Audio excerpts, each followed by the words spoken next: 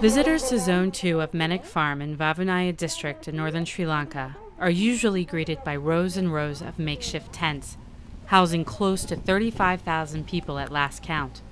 There were almost 60,000 people here until a few weeks ago. Nearly half of them have now returned to their homes because of the government's recently increased resettlement process.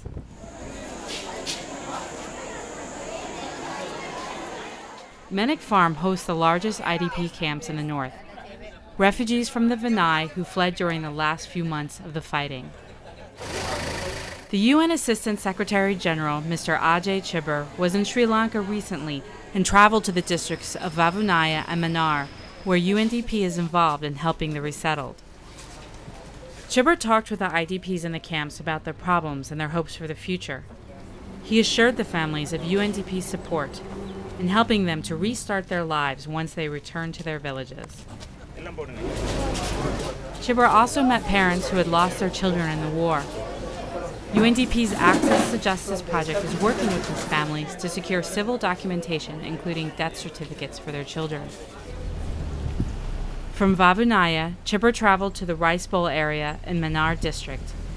The pockmarked houses and collapsed infrastructure bear witness to the last few weeks of the conflict. Things are improving, though. The government has nearly completed mine clearance in the area, and families are returning in the hopes of a better future.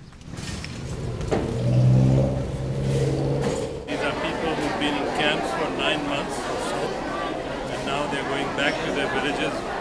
The land has just been cleared by this demining operation. They've had a very tough 9 months, and I think they're all happy to be out of those camps. They're getting some cash help, they're getting some housing reconstruction. Right now they're in this area where there's a little school. Children are going back to school, so gradually life is being restored.